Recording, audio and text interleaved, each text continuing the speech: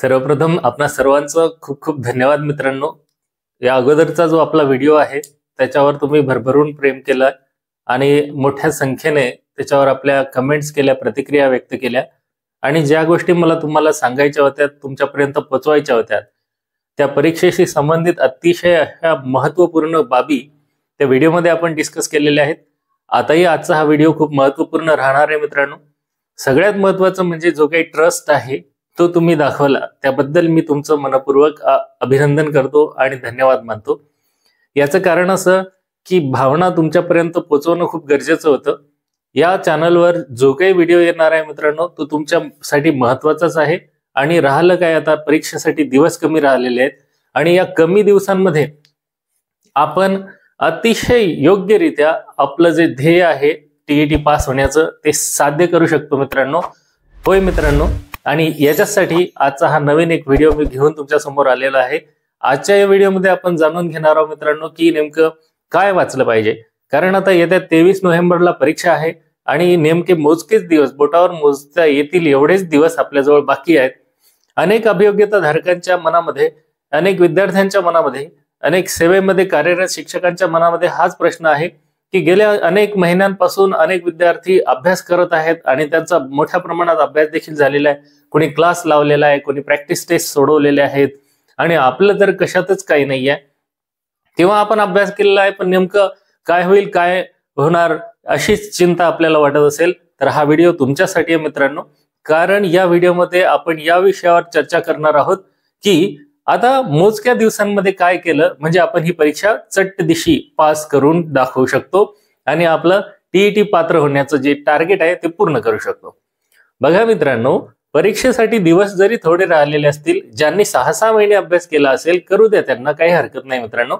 परंतु 6 दिवस देखील तुम्हाला जर मिळालेले असतील तर ते देखील भरपूर झालेले आहेत, असं मी तुम्हाला आत्मविश्वासाने सांगतो। याचं कारण असं की आपण काही आता लहान मुलं नाही आहेत, आपण इतके वर्ष अभ्यासच केलेला आहे आणि जे काही शिक्षक म्हणून कार्यरत करणारे मित्रमंडळी आहेत हे अध्यापनाचं कार्य करतच आहेत। त्यामुळे अध्यापनाच्या कार्यासाठी असणारी ही परीक्षा आहे आणि त्या संदर्भातच प्रश्नांचं स्वरूप या पेपरमध्ये येणार आहे। त्यामुळे कोणत्याही परिस्थितीत डगमगायचं नाहीये, आत्मविश्वास शेवटपर्यंत टिकलाच पाहिजे। Yes, I can do that. आणि हे फक्त म्हणण्यासाठी नाहीये, तर मी तुम्हाला प्रूव्ह करून दाखवणार आहे मित्रांनो। तर आज काय वाचलं पाहिजे या विषयावर आपण चर्चा करत आहोत। बघा, काय वाचायचं आहे तर सगळ्यात अगोदर आपण महा टीईटी 2025 ची तयारी करत आहोत आणि आपली 23 नोव्हेंबरला परीक्षा आहे। जरी आपल्याजवळ काही दिवस, काही तास शिल्लक जरी असले ना, तर आपला शेवटच्या तासांमध्ये ब्रेन ऍक्टिव्ह होत असतं मित्रांनो। कारण आपण महिने रेंगाळत राहणारं काम हे काय करत असते, लांबतच जाते। आणि ज्यावेळेस परीक्षा जवळ आहे, आपल्याला माहिती आहे आता कुठल्याही परिस्थितीत आपल्याला थोडंफार वाचायचंच आहे, त्यावेळेसच मात्र ब्रेन ऍक्टिव्हली काम करायला सुरुवात करते। नाहीतर आता करू नंतर करू असं करून करून आपण पुस्तकांना हात लावलेलाच नसतो। ठीक आहे, जे काही असेल। आता बघा, मराठीसाठी काय वाचायला पाहिजे तर मी तुम्हाला माझ्या टेलिग्राम चॅनलच्या लिंक मध्ये एक सामाजिक शास्त्र असा असलेला जो टीईटीचा पेपर आहे तो मी टाकलेला आहे आणि त्या पेपरचं अनालिसिस करून ही माहिती सांगत आहे। तर सगळ्यात अगोदर आता मराठीमध्ये कोणत्या प्रकारचे प्रश्न त्या मागच्या वर्षीच्या पेपरमध्ये आले होते हे तुम्ही बघा, म्हणजे तुमच्याच लक्षात येईल की आपल्याला खरंच आता हा पेपर पास करणं एवढा अवघड आहे का। आणि सगळ्या विषयाची माहिती एकाच व्हिडिओमध्ये सांगितली तर तो व्हिडिओ मोठा होतो मित्रांनो। मी त्याचे स्टेप बाय स्टेप तुम्हाला कट करून व्हिडिओज देणार आहे। बघा, आता पहिले मराठी विषयी बोलणार आहे, नंतरच्या व्हिडिओमध्ये आपण दुसऱ्या विषयावर बोलू। आता मराठीमध्ये कोणत्या प्रकारचे प्रश्न या परीक्षेला आले हे बघा। बघा, पहिले मराठीमध्ये एक उतारा आलेला आहे, पॅसेज आहे, साने गुरुजींच्या बाबतीत तो पॅसेज आहे आणि त्याच्यावर पॅसेज वाचून तुम्हाला 3 प्रश्न दिलेले आहेत। बघा, हे 3 आपल्याला तर माहिती आहे, उतारा वाचन आणि ते 3 प्रश्नांचं उत्तर सहज करू शकतो की नाही, हे झालं एक। दुसरं हे कविता आलेली आहे, त्याच्यात कविता वाचायची आहे आणि त्याच्यावर विचारलेले प्रश्नांची उत्तरं आहे की नाही, आहे का काही अवघड? मुळीच नाही मित्रांनो। त्याच्यानंतर बघा काय आलेलं आहे, अर्थपूर्ण म्हणी। काही शब्द आहेत, पझल असते की नाही, शब्दकोडी, त्याच्यामध्ये मागे पुढे शब्द असे मांडलेले आहे आपल्यासमोर, त्यातून एक म्हण ओळखायची आहे आणि त्या म्हणीचा अर्थ विचारलेला आहे। म्हणजे एकदम इतकं सहज सोपं नाहीये की जसं की असा मागे पुढे शब्द रचना केली. समजा हा एक शब्द आहे, इथे एक आहे आणि इथे एक शब्द लिहिलेला आहे, इथे एक आहे. आता याच्यात जी क्रमाची रचना आहे मागे पुढे आहे, याच्यातून एक अर्थपूर्ण शब्द ओळखायचा आहे. बघा आता काय करता येईल याच्यामध्ये, र री पवा, मग पवार, पवार तर होते आडनाव, पण ते तर नाहीये, परिवार आहे की नाही, बनला की नाही एक शब्द. असं एक प्रश्न आलेला आहे, त्याच्यातून आपल्याला म्हण ओळखायची होती आणि त्या म्हणीचा समान अर्थाचा शब्द 4 पर्यायात दिला होता, त्यातला एक पर्याय निवडायचा. मग हे देखील आहे. बघा प्रश्न मराठीचा आहे, म्हण आपल्याला माहिती आहे, सोपी आहे, पाहायला बरोबर ओळखू येते आणि कधी कधी ती ओळखण्याला वेळही जाते. मग ट्रिकी क्वेश्चन असतात जिथे तुमचा थोडासा वेळ खाण्याचा प्रयत्न केलेला असते. वेळ वाचवणं गरजेचं आहे. आणि का वाचवायचा वेळ, तर त्यासाठी आपण जो पहिला व्हिडिओ केलेला आहे तो तुम्ही बघितलाच आहे, नसेल बघितला तर तो नक्की बघा. वेळ हीच आपली काय पॉझिटिव्ह स्ट्रेंथ राहणार आहे पेपरसाठी. पहा आता म्हणी ओळखा आणि त्याचे समानार्थाचे शब्द. आणखीन काय विचारलं जाणार याच्यामध्ये, तर बघा काही पुस्तक आहेत आणि त्या पुस्तकाचे लेखक कोणचे. उदाहरणार्थ तुमच्या समाधानासाठी मी एक पुस्तक दाखवतो तुम्हाला. बघा हे एक बुक आहे आपल्याकडे, भगवान बुद्ध आणि त्यांचा धम्म. तर सांगा बरं या पुस्तकाचे लेखक कोण. ऑब्विसली हे पाहून तुम्ही ओळखणारच आहे. तर या पुस्तकाचे लेखक आहेत डॉक्टर भीमराव रामजी आंबेडकर, म्हणजेच आदरणीय भारतरत्न बाबासाहेब आंबेडकर आहे ना, यांनी हे पुस्तक लिहिले आहे. पुस्तक फेमस पुस्तके आहेत आणि त्यांचे लेखक. श्यामची आई सर्वांनाच माहिती आहे, श्यामची आई हे पुस्तक कोणी लिहिलं, साने गुरुजी यांनी लिहिलं. मग हे असे फेमस पुस्तकं आणि त्यांचे लेखक. त्याच्यानंतर लेखक आणि त्यांचे टोपण नाव, जसं की केशवसूत हे कोणाचं टोपण नाव आहे, केशव कुमार हे कोणाचं टोपण नाव आहे ना. अशा प्रकारे अनेक, कुसुमाग्रज हे कोणाचं टोपण नाव आहे. तर टोपण नाव 100% लक्षात ठेवा मित्रांनो. 9-10 असे लेखक किंवा कवी आहेत ज्यांचे नाव तुम्ही जर आपल्या व्हिडिओमध्ये जाऊन शॉर्ट आहे एक टाकलेला तो, त्यावर बघा लेखकांनी त्यांचे टोपण नाव टाकलेले आहेत. आणि त्याच्यानंतर काय विचारलं जाते, वाक्यांचे प्रकार.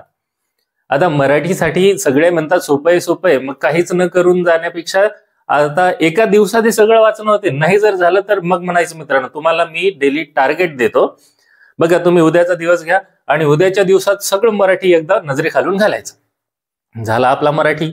तसंच ज्यांनी मराठी वाचलं त्यांना इंग्रजी जास्त वाचण्याची गरज नाही, कारण मराठी आणि इंग्रजीमध्ये ग्रामरचा पार्ट सगळा सारखाच आहे. आणि राहिला काय सिनोनियम्स, अँटोनियम्स, ते तुम्ही हजारो नाही लाखो जरी सिनोनियम अँटोनियम वाचले, परीक्षेत पेपर काढणारा कोणता सिनोनियम घेणार आहे कोणता अँटोनियम घेणार हे आपल्याला कोणालाच माहित नाही. मग लाखो हजारो सिनोनियम्स अँटोनियम वाचत बसण्यास वेळ घालवायचा नाहीये. असे अवघड किंवा न माहीत असणारे सिनोनियम्स अँटोनियम्स पण इंग्रजीत येऊ शकतात. मग ते सोडूनच द्यायचं, धडाल्क सोडून द्यायचं, कारण आपल्याजवळ 150 प्रश्न आहेत टोटल. आणि प्रत्येक विषयातले तुम्ही 2-2, 3-3 प्रश्न जरी सोडून दिले तरी आपल्या परीक्षेत फेल होणार आहे का आपण? नाही. आपला 100च्या वरच स्कोर जाणार आहे आणि तो जाऊ शकतो. बघा आता ह्याच्यामध्ये वाक्यांचे प्रकार वाचायचे. वाक्यांच्या प्रकारामध्ये काय आहे ते, केवल वाक्य, मिश्र वाक्य आणि संयुक्त वाक्य. वाक्याचा प्रकार ओळखा, हा प्रश्न 100% येऊ शकते मित्रांनो. विभक्ती आणि त्यांचे प्रत्यय, हे प्रथमा, द्वितीया, तृतीया है ना, सलाते, सलानाते, नेयशी, निहिशी, तैया, सप्तमी वगैरे आहे की नाही. हे संबोधन पर्यंत पाठ करून ठेवायचे. प्रत्ययावर प्रश्न येते मित्रांनो, प्रत्यय विभक्तीचे ओळखायचे. त्याच्यानंतर स्वर किती, व्यंजने किती, एखादा शब्द असते त्याच्यातले स्वर यांची संख्या हे देखील विचारलं जाऊ शकते. म्हणून स्वर व्यंजने एकदा वाचून घ्या. संधी, स्वर संधी, व्यंजन संधी, विसर्ग संधी असे संधीचे प्रकार आहेत. एकदा वाचायचं आहे आणि इन्फॉर्मेशन वाचून घ्यायची, समजून घ्यायची. उदाहरणं सोडवत बसायला आता वेळ नाहीये असं म्हटलं तरी चालते, पण 9-10 उदाहरणं तुम्हाला वाचून घ्यायचे. म्हणजे टॉपिक वाचायचा आणि त्याच्यावरचे 9-10 उदाहरणं वाचायची. आता एखादं मोठं पुस्तक घेतलं तुम्ही, समजा आपले जे आदरणीय श्री शिंदे सर आहेत, शिंदे सरांचं मराठीचं पुस्तक खूपच चांगलं आहे. मोरा वाळंबे यांचं मराठीचं पुस्तक आहे, पण ते जास्त डीप आहे आणि भाषा थोडीशी अवघड वाटते. शिंदे सरांनी सोपं करून दिलेलं आहे. मग ते पुस्तक आहे, मग त्या पुस्तकाला डीप असं स्टडी करायची वेळ आहे का? नाही. एवढं जाड मोठं पुस्तक आहे, तुम्हाला माहिती आहे. तर त्या पुस्तकाला तुम्हाला फक्त मेजर पार्ट्स जे मी हे सांगितलेले आहेत ते तेवढे जरी वाचले तरी मराठी तुमचं परफेक्ट बेस्ट होऊन जाणार आहे. त्यामधून करा. संधी झाल्याच्या नंतर प्रयोग, कर्तरी, कर्मणी, भावे याच्यावर एक प्रश्न असतोच मित्रांनो. आणि हे सगळे विचारलेले प्रश्न आहेत म्हणून यातलं सोडायचं नाही. उलट याच्या व्यतिरिक्त आणखीन वाचले तर सोन्याहून पिवळं. पण हे एवढे तर वाचावंच लागणार आहेत आणि वाचायचेच. त्याच्यामध्ये शुद्ध शब्द, अशुद्ध शब्द 4 पर्याय असतात. खालीलपैकी अशुद्ध शब्द ओळखा असा एक प्रश्न आहेच. ओके. किंवा अशुद्ध शब्द असतात, यापैकी शुद्ध शब्द कोणता असाही विचारलं जाऊ शकते. आता हे म्हणाल मित्रांनो तुम्ही बघा ना किती सोपे टॉपिक आहेत याच्या. लिंग परिवर्तन करा, हे की नाही. पुल्लिंग, स्त्रीलिंग, नपुंसकलिंग. त्याच्यानंतर वचन, एक वचन, अनेक वचन. शब्दांच्या जाती खूप महत्वाचं आहे मित्रांनो.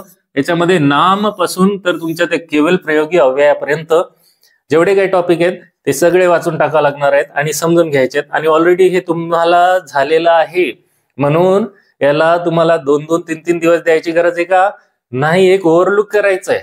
ओव्हरलुक केल्याच्या नंतर तुमच्या हे सहज लक्षात येते की अरे हे तर आपल्याला माहित आहे.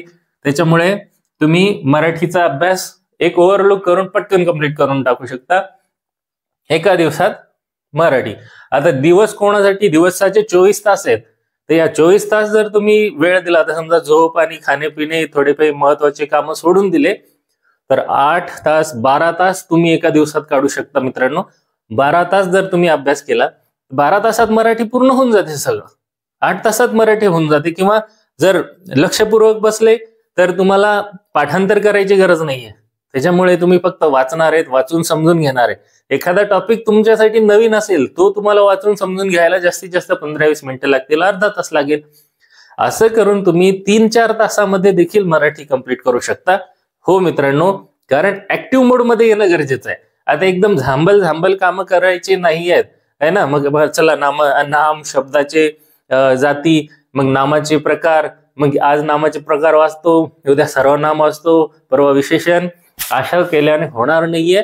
नाम, सर्वनाम, विशेषण, नामाचे प्रकार जे सगळं धडाधड है ना पाठ करत बसायचं का नाही, समजून घ्यायचंय. कारण पर्याय आहेत आपल्यासमोर. अंधारात बाण मारायचा नाहीये. आपल्यासमोर 4 ऑप्शन दिले जाणार आहेत. 4 ऑप्शन पैकी एक पर्याय निवडायचा आहे. मग एकदा जरी वाचलं, आता दिवसांची संख्या कमी आहे म्हणून मी अशा पद्धतीने सांगते. नाही तर कोणतीही परीक्षा झाली तर तुम्हाला त्याचा अभ्यास करायचा तर डीप स्टडी केला पाहिजे, ही गोष्ट खरीच आहे. पण डीप स्टडी न करता देखील तुम्ही ही परीक्षा पास होऊ शकता हे मी तुम्हाला सांगत आहे. आणि त्यासाठी हे करा, पटापट रिव्हिजन करा. प्रयोग झाले, कर्तरी, कर्मणी, भावे, शुद्ध शब्द, अशुद्ध शब्द, लिंग, वचन, शब्दांच्या जाती है ना, ह्या सगळ्या वाचून घ्यायच्या आहेत. वाक्यांच्या शक्ती आहेत पहा. अभिधा, लक्षणा, व्यंजना म्हणजे वाचार्थ, लक्षार्थ, व्यंगार्थ है ना. हेतला ओळखण्यासाठी एखादा प्रश्न आलेला आहे, ऑलरेडी आलेला आहे है ना, ते वाचून घ्यायचंय. समास. आता पहा, मला खूप इच्छा आहे की मी तुम्हाला हे टॉपिक शिकवू शकलो असतो, पण शिकवण्याचा मी प्रयत्न केला. बरेचसे है ना व्हिडिओज टाकायला आपल्याला वेळ लागतो आणि आता फारसा तेवढा वेळ आपल्याजवळ उपलब्ध नाहीये. त्याच्यामुळे हे टॉपिक्स तुम्ही वाचून घ्या मित्रांनो. आणि काही अडचणी आल्या तर तुम्ही विचारू शकता, कमेंट करा. एखादा खूपच जास्त डिफिकल्ट आणि रिपिटेशन करावा असा वाटणारा टॉपिक वाटला तर तो आपण घेऊया, त्याच्यावर व्हिडिओ नक्की बनवेल मित्रांनो. समानार्थाचे शब्द, विरुद्ध अर्थाचे शब्द आलेले आहेत. तुम्ही टेलिग्राम चॅनल मध्ये जा, तिथे मी PDF टाकलेली आहे, ती ओपन करा. सामाजिक शास्त्र भाग असलेला तो पेपर आहे. आणि गणित आणि विज्ञानसाठी पण मराठी आहेच ना. बघा आता तुमचं जे पेपर 1 आहे आणि पेपर 2 आहे. पेपर 1 ला मराठी कंपल्सरीच आहे, इंग्रजी कंपल्सरी आहे, त्याच्यानंतर CDP कंपल्सरी आहे. हे 3 भाग दोन्ही पेपरला कॉमन आहेत. म्हणून अभ्यास करत असताना या पेपरचा करतो नंतर त्या पेपरचा असं करण्याची गरज नाहीये. ऑटोमॅटिक दोन्ही पेपरचा अभ्यास होऊन जाते.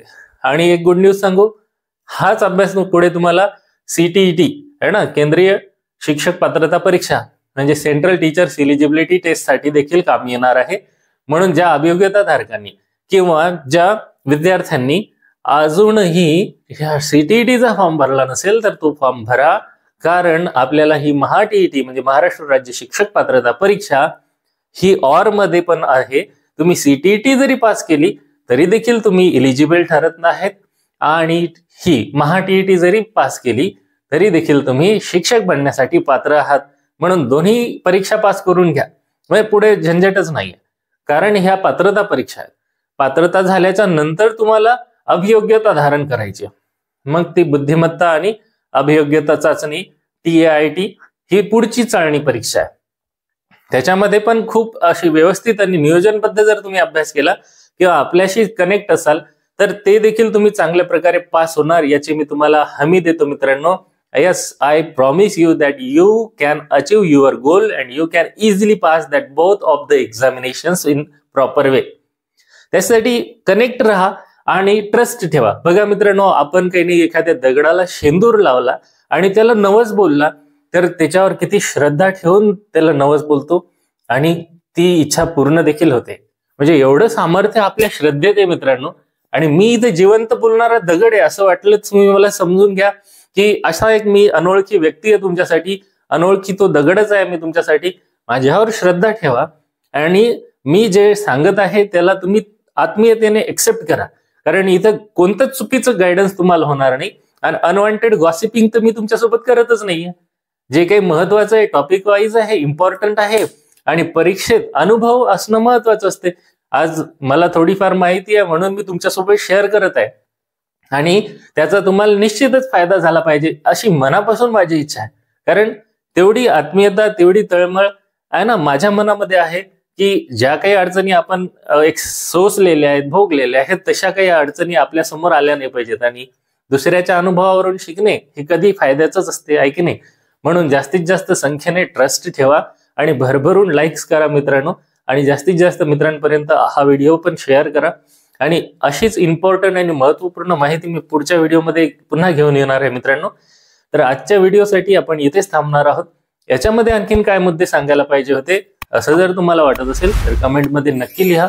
टेलिग्राम चॅनल आहे मित्रांनो, त्याची लिंक देखील व्हिडिओच्या डिस्क्रिप्शन मध्ये मी देत आहे, ते देखील तुम्ही जॉईन करा मित्रांनो. आणि एक अजून दुसरं चॅनल आहे आपलं श्रीहरी पवार सर नावाने, तर ते देखील तुम्ही सबस्क्राईब करू शकता मित्रांनो. त्याच्यावर देखील आपण अशाच प्रकारचे व्हिडिओज आता पुढे टाकणार आहे जेणेकरून अभियोग्यताधारक होण्यासाठी तुम्हाला ते फायदा देऊ शकेल आणि ह्या पात्रता परीक्षा देखील तुम्हाला पास होण्यासाठी त्याची मदत निश्चितपणे होणार आहे. तर आजच्यासाठी एवढंच. पुन्हा भेटूया नवीन व्हिडिओमध्ये नवीन माहितीसह. तोपर्यंत जय हिंद, जय महाराष्ट्र आणि व्हिडिओ शेवटपर्यंत बघितल्याबद्दल आपले मनपूर्वक धन्यवाद.